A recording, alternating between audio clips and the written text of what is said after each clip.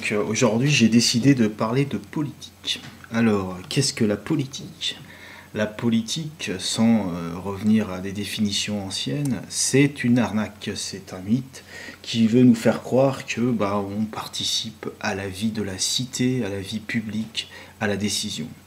Bon, dans les faits, il faut vraiment être con pour croire à ça, et il est évident que ce que je pense et ce que vous pensez, tout le monde s'en bat les couilles complètement, et que ce qui compte, c'est que vous travaillez, que vous soyez de bons citoyens, des bons travailleurs, et que vous produisiez, et que vous fassiez marcher la machine. Après, la décision, on la laisse aux spécialistes. Donc ça, c'est pour la politique. Mais la politique, quand même, il y en a, parce qu'il faut quand même, disons, maintenir l'illusion. Et l'illusion, c'est un show permanent. Et le show culmine un peu comme, tous les 4 ans, il y a des Jeux Olympiques, il y a parfois des compétitions européennes, il y a des Coupes d'Europe, des Coupes du monde de football, et il y a aussi les élections. Et en général, c'est pareil, les médias nous assomment toute la journée avec les élections. François Hollande, Nicolas Sarkozy, François Hollande, Nicolas Sarkozy. Donc c'est les élections. Alors pour comprendre un peu la politique en France, il faut savoir qu'il y a 4 forces en présence. Voilà, 4 forces. Alors les 4 forces sont les suivantes. La première force, c'est celle dont on ne parle jamais, c'est la force des abstentionnistes.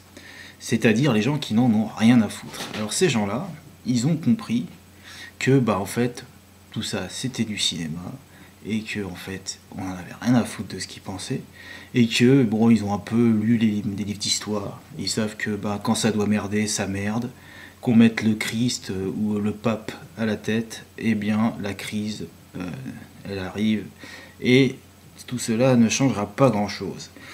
Et puis il suffit de regarder l'histoire récente pour voir que ni les sociodémocrates, ni la droite, ni qui que ce soit, quand ça a du mal se passer, ça s'est mal passé, et puis c'est tout. Donc ça c'est pour les abstentionnistes et tous les gens qui n'en ont rien à foutre, et dont on ne parlera jamais. Voilà, c'est ici que ça se passe.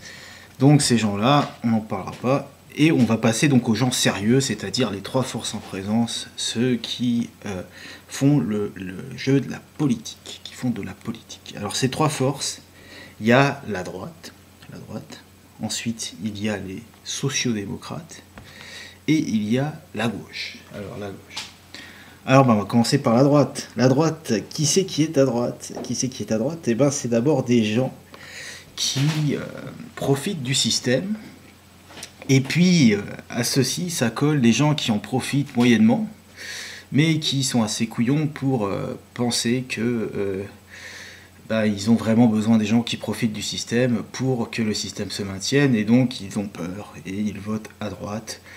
Et donc, ces gens-là, en général, ils parlent de morale, de valeurs, de sécurité, tous les trucs bateaux. Et ainsi, par ces valeurs, ils arrivent à agglomérer des gens dont les intérêts sont très très divers. C'est-à-dire qu'il y a des grands patrons qui eux palent pas mal de blé, et ils ont tout intérêt à ce que le système se maintienne, et à parler de valeurs dont ils n'ont rien à foutre. Et par ailleurs, il y a des gens qui, sont pas trop perdants vis-à-vis du système, et qui, sont très très loin de ces gens-là, plein de thunes, mais qui se retrouvent dans ces valeurs parce que ce sont des péteux, et ils ont peur du changement, etc. Donc voilà, ils n'ont pas envie trop de prendre décision, ils se confient aux valeurs supérieures. Donc ça, c'est les gens de droite. Ensuite, il y a les gens de gauche, pas de gauche, les sociodémocrates, parce que ceux-là ne sont pas à gauche. Ce sont de faux contestataires, les faux contestataires, voilà. Ce sont des gens qui, ils ont compris que il y avait des forces quand même qui étaient assez puissantes dans la société, dans l'économie. Il y avait l'industrie, les patrons, et que quand même remettre en cause le pouvoir des patrons, c'était pas évident, parce que les patrons, ils ont une fâcheuse tendance à maîtriser un peu le jeu, et donc quand on veut être un salarié peinard, il vaut mieux composer avec eux. Donc on compose, et ce qui est la clé de la social-démocratie, c'est C'est-à-dire, la social-démocratie, c'est le parti des gentils. Parce qu'en face, la droite, je ne l'ai pas dit, mais c'est le parti des méchants. C'est-à-dire, on avait avant un méchant qui s'appelait M. Sarkozy, il était très très vilain, ça tout le monde est d'accord là-dessus. Je pense même lui, hein, parce que je pense que c'était un bon comédien, c'était un vilain. Voilà. Et maintenant, on a un comédien qui joue plutôt le rôle du gentil. Et lui, il s'appelle François Hollande, il est très gentil.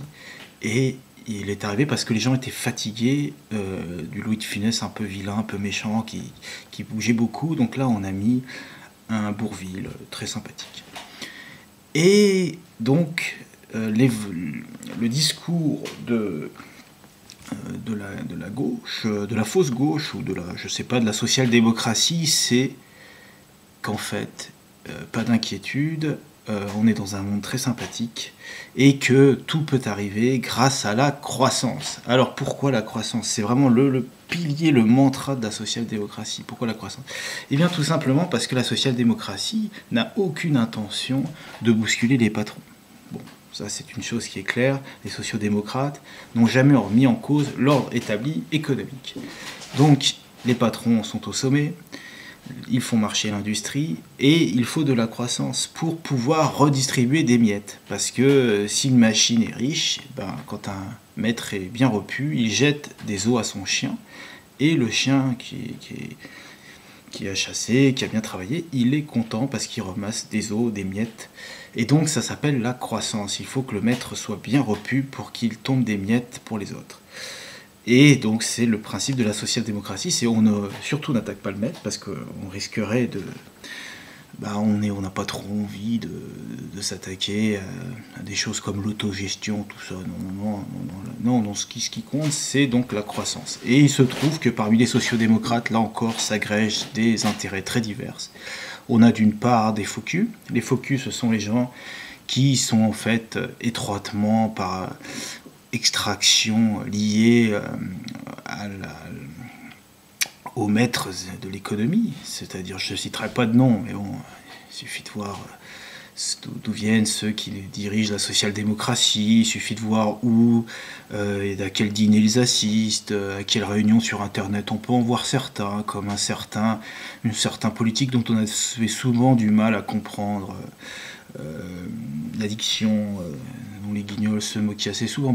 Il suffit de voir dans quelle réunion ils se présentent et ce qu'ils y disent pour voir qu'en fait, voilà, ils sont très proches des patrons et donc ils en défendent un peu l'agenda, mais en arrondissant les angles et ils arrivent ainsi à s'agglomérer avec les gens qui, eux, sont peut-être dans leur esprit d'authentiques progressistes, ou enfin des gens qui pensent avoir des valeurs de générosité, etc., mais qui n'aiment pas la violence, c'est-à-dire qu'ils ne veulent surtout pas aller à l'affrontement et créer des tensions avec les patrons. Donc c'est un peu peace and love, et tout le monde est content.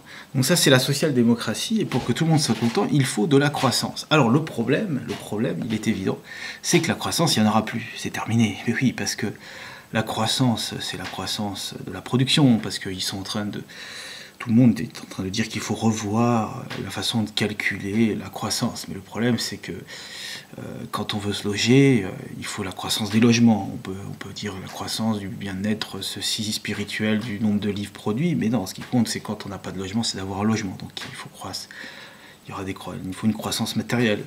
Et la croissance est donc adossée évidemment aux énergies, aux matériaux, et chacun sait qu'aujourd'hui, la croissance est arrivée dans un mur, et c'est pour ça que partout c'est la crise.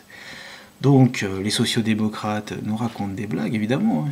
Il n'y aura pas de croissance, donc François Hollande va bientôt être obligé de devenir un peu méchant d'ici 1 ou 2 ans, parce que la croissance dont il parle, il n'y en aura pas. Alors ensuite, on a des gens qui sont peut-être un peu plus conscients quand même, mais à moitié seulement. Et ces gens-là, ce sont les gens de gauche. Alors la gauche, il faut savoir d'où ça vient. Historiquement, la gauche, ce sont des gens qui, contrairement à la force noire des abstentionnistes, sont restés dans le jeu politique. C'est-à-dire qu'historiquement, ils étaient à gauche, ils se sont mis à gauche parce qu'ils n'aimaient pas trop quand même ce qui se passait dans l'Assemblée. Ce sont une force parlementaire, ils n'aimaient pas trop ce qui se passait dans l'Assemblée. Ils se reconnaissaient pas tellement dans ce jeu entre des dirigeants, les régnants et les autres.